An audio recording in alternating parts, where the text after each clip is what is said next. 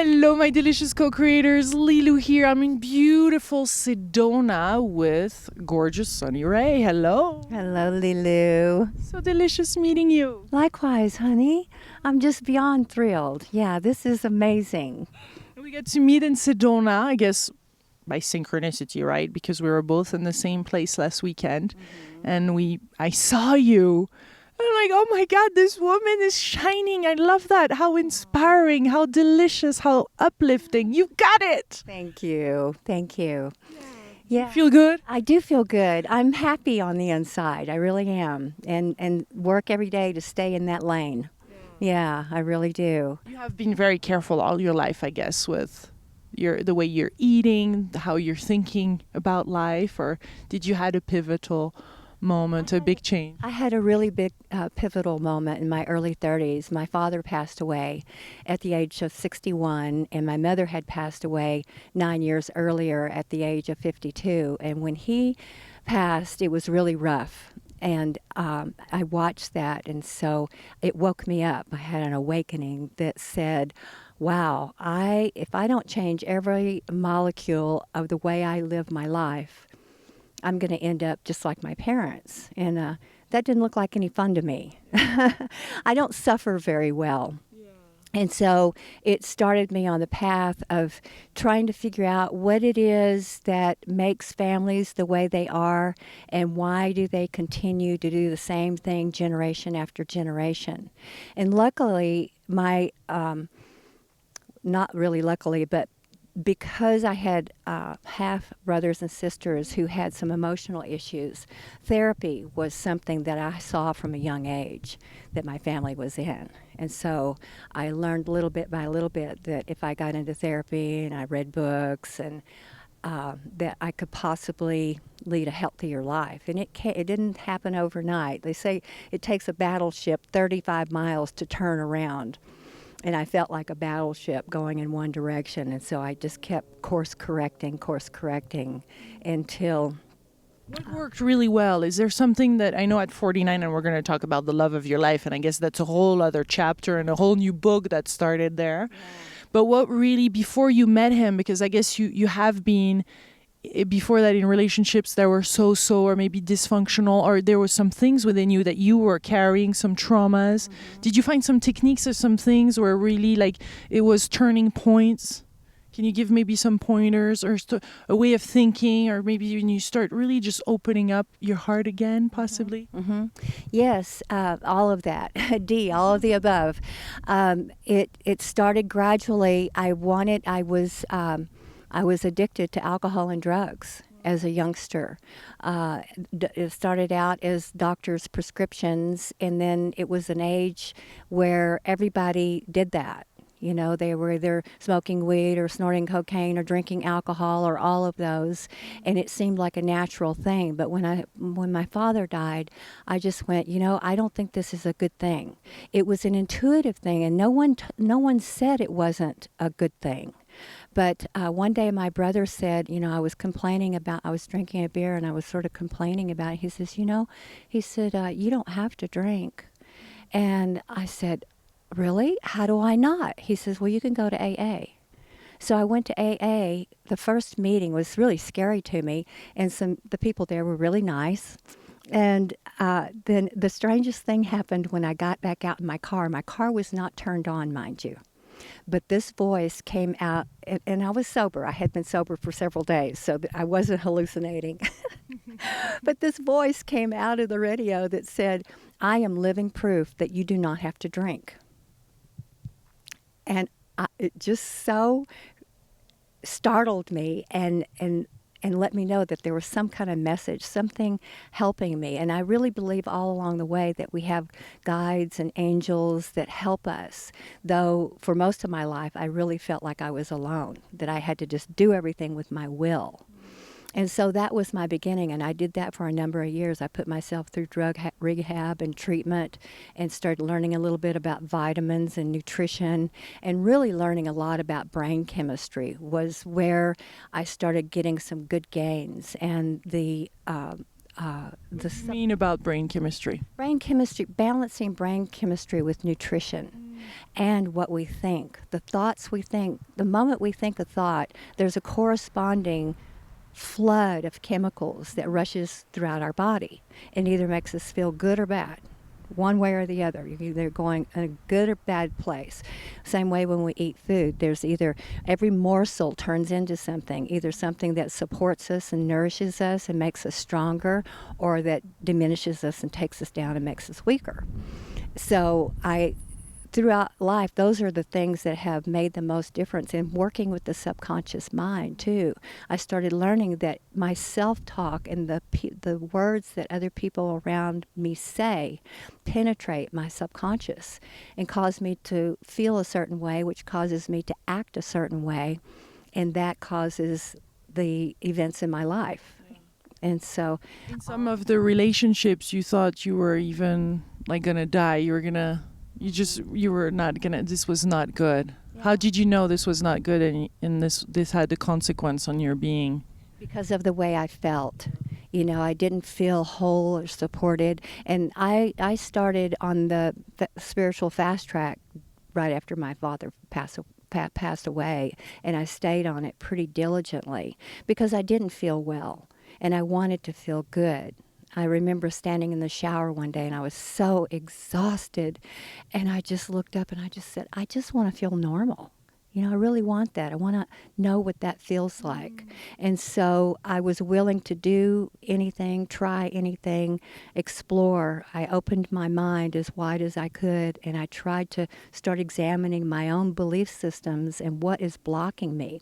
What do I keep doing over and over again, expecting different results and feeling crazy because of it? And so with my relationships, I would choose for the right reason, and I would be in a certain place where the relationship was really good for a period of time. But as I grew, if they weren't growing with me, we were no longer compatible. We had nothing to talk about, and I became an irritant to them even. The happier I got, if they weren't happy, then they didn't want me to be happy either. Yeah. And the other person pulls you down or something, people like makes two unhappy people when they both could be happy in different situations. Yes. Like two horses pulling a wagon. They need to step at the same place, or else the wagon goes crazy. If one horse is over here rearing up and bucking and nervous and out of control, and there's one that's steadily moving along, it just won't work. And so I literally would always come to a place and think, I can't do this. I am literally going to die. Because when I get stressed out, I get really, really ill. And I'm not functional.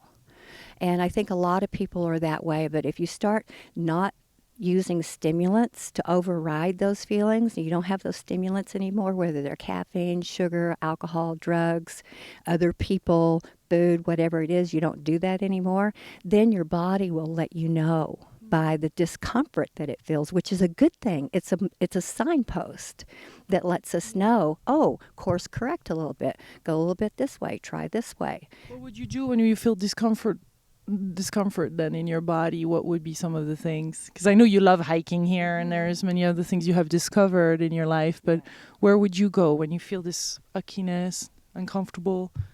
Exercise, really, and getting reconnected with nature.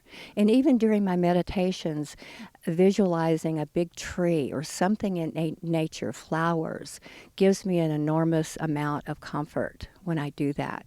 Or repeating a certain word over and over again, like, I am thankful, I am grateful, I am so lucky, I am so blessed, because your brain chemistry will change. You can literally change on a dime within a couple of minutes by repeating certain words, because all these 50 trillion cells are always listening to what the mind and the heart are doing. And so I would repeat words, I would say affirmations. One of my favorite techniques, Lilou, is I created back in the early 90s, I created a cassette tape with my own affirmations. And I would get in a really relaxed, meditative space, and I would listen to that tape over and over and over. And I had a lot of breakthroughs and understandings of why I would do certain things. I'm sure Louise Hay was a teacher for you. Huh? Mm-hmm. She really was. Yeah, because of all the little things that you can heal your body. I love that book. What's going on with your body has a direct correlation to your mind and what you've been thinking for all your life, ever since in vitro even. And some people will even say past lives, which I don't doubt, because all of these cells used to be in somebody else and they have memories. So who knows how that works? Yeah. Yes. There is this big moment when at 49 you met your, can we say soulmate? Which place were you at in life when you met him? I was at the place in my life where I thought all the good ones were taken, and I was not willing to be in one more dysfunctional relationship. I was willing to be by myself and not alone, but not lonely. I figured that I could entertain myself, and I have lots of friends and lots of interest. And so and thinking that all the good ones had probably been taken, all the people that had done as much work as I had, all the men, were probably in relationship, kind of gave me a little sense of surrender also. And that's when I met my beloved Carl. Yeah, he came dancing into my life. There were a bunch of synchronicities around meeting him, and I actually met him a couple of times before we got together as a couple. And then when we got together, it was like love at first sight. And what was odd was my previous relationship, there were a lot of similarities between Carl and my last relationship. Odd things like little birthmarks in certain places and the interest that they had. They were both rock climbers. They were both colon hydrotherapists. They were both iridologists. One was a naturopath, and Carl had not gone on to do that, but Carl was... Did that freak you out, all those you did? It really did, but it let me know that sometimes you take a path and it's leading you somewhere, but it's not the right exact... It looks like the right path, but maybe it's not. And only your intuition and your feeling in your heart and your soul can tell you. And I remember the first night that Carl and I took a walk up Harmony Drive, which harmony is one of my favorite words and concepts. And I looked over at him in the moonlight, and my heart just skipped a beat. And I thought, I am so attracted to this man. And I had never felt that feeling before. So... and you're reliving it right now. Look at your eyes. Yeah, every day I relive it, really, in many ways, because he's such a dear. And he's taught me more about loving myself and people than I've learned in all the 49 years before. Yeah. He told me... It was worse those 49 years before meeting him. Yes, because he'd done a lot of work on himself, too. And he came from a background where he didn't have a lot of trauma in his life. So he's very grounded and happy, and he's sunny like me. People will tell him that he's sunny, and he has lots and lots of friends and lots of love in his life. He's not afraid of your light. He's not afraid of my light, not at all. Yeah. He told me on our second date, he says, I might not be a lot of things, Sonny. He said, but, he says, one thing I know how to do, he says, I know how to love people. And I was like, well, how'd you get that way? What'd you do? He said, well, I study that, and it's a skill that you can develop. You think now, looking back, it's important to be with a partner that has this heart that is open and ready for love, or can we go into a relationship where we feel the other one has still some things to heal, and that through this love will help, and ultimately we'll go deeper? What is your sense of that? Because that's a tricky one. I guess that we all have a different story, but and I would say it really depends. Yeah. The essences that we all come in, we're all innocent in our essence. So if the one person not maybe wants to change the other, but actually sees them in their essence, their innocence, their essence and innocence, because the essence is the innocence, then you maintain that stability, and that causes the other person to awaken. That's what Carl did with me. He always saw me in my innocence. And he would always say that comes directly from him. I feel like I get to live with my own little guru. He just hates it when I say that, but it's really true. that all people are innocent in their essence. Yeah. It's absolutely beautiful. Yeah. How did that change your life to meet him and have him in your day to day? How did your life expanded? Did your consciousness expanded? How did it change your reality? It changed everything. Excuse me. Um, it changed our business life, our professional life. You've created a lot together. Yeah. We've created a lot together. I was already in an air purification business. We have a really sophisticated air purifier that cleans up the air in the whole house. And so I was already doing that. And we got together and we continued doing that. And then I started doing more coaching. And then the real estate business took off. We moved to Maui together. That was the big thing, is both of us were living in Sedona and he was going back and forth to Maui. So after we got together, he said, "Well, you know, Sonny, I go back and forth to Maui." He says, "I don't know if that's going to work for you."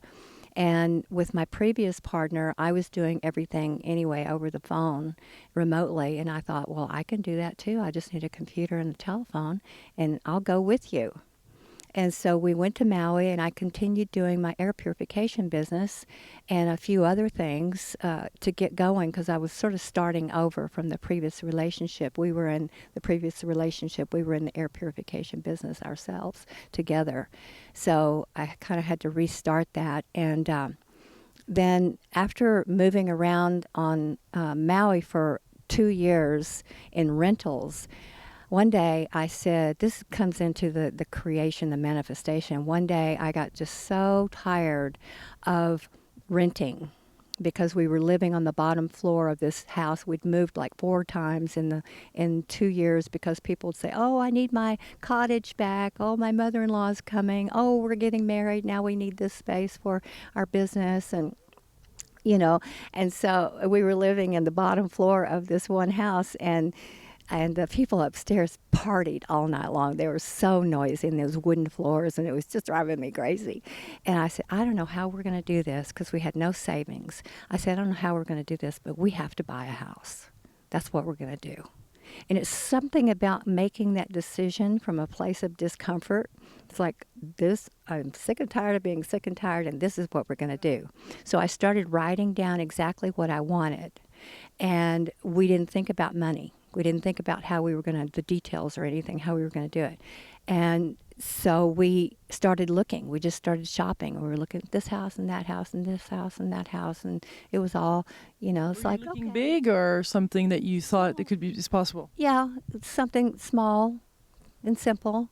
And we put 3 contracts down on, and we got pre-qualified, so we sort of knew what the payments would be. We got pre-qualified, and then we had 3 contracts down on some smaller houses. And then one day Carl says, "Hey, Sonny, what about that house that has that big tree in the backyard?" And I said, "Oh, maybe, let's go look again." And we went and looked, and that was the house. We put the contract in, and it just so happened that the banks were making 100% financing loans. We did not know this at the time, that was even a possibility. But the loan officer that worked with us made that happen. And the house, not only did we get the house, but we had equity going in. And we were so naive, we didn't even know what that meant. But it appraised for the couple took less than what they were asking by quite a bit. They took our offer. The appraisal came in, and it was $30,000 more than we paid for it. And our loan officer said, "You guys, you got the house, and it appraised for $30,000 more than what you paid."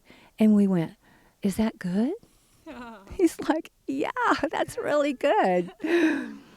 So we started learning about the real estate business at that point, because I thought that was interesting. Yeah. Yeah, I thought that was really interesting. And plus, there was something that clicked. When I turned 50, I thought, "Oh my goodness, I don't have any savings. What am I doing? What's going to Scary. Yeah, what's going to happen in 10 years?" And so we really got on the manifesting fast track of making sure that we would be okay in our golden years. And so we started learning about real estate, and we dove in the market, and that's when it was all appreciating. And so, yeah. So you did a good move with that house because it increased in value. Yes, it did. And we were able to take the equity and go buy more properties. And we too, like everyone else in the market, we got hurt. We bought quite a bit, and then we lost some, but we were able to retain some. And now we have a simple life. It's not extravagant, but it's comfortable, because that's my new motto is I want comfort and ease. I don't want a lot of things to take care of, because for the last 15 years, there's a lot of moving parts to everything that we were doing. Yeah.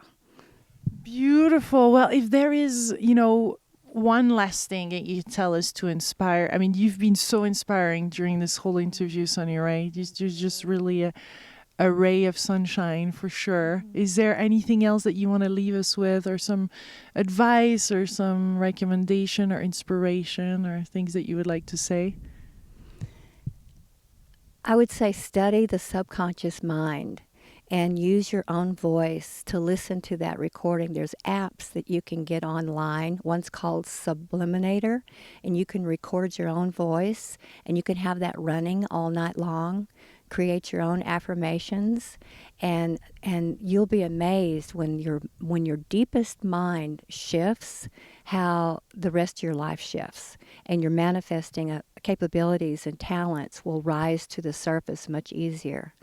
And eat healthy, really healthy food. Stop putting toxic people in your life and food in your body, even creams that we put on our bodies. It's like, ask yourself this: would I eat this? If you wouldn't eat it, don't put it on your body, and try to eliminate chemicals out of your body. Yeah. Thank you, Sunirae. Welcome. Thank you, Lilou. And to all of you watching, if you want to meet Sunirae, I mean, Sunirae is also a coach, so they can find you online, and I'm sure there will be many contacts there being made all around the world. I look forward to meeting you again around here, or maybe in Maui one day. Yeah. Thank you for all the light that you're spreading on the planet. I so appreciate you. I've been listening and watching your videos for many years now, and always get inspiration from you. Yeah. Thank you. Thank you. She's such an angel. Oh my God. And you two are big angels. I send you much, much love. You beautiful Thank Sedona. you for listening. Bye.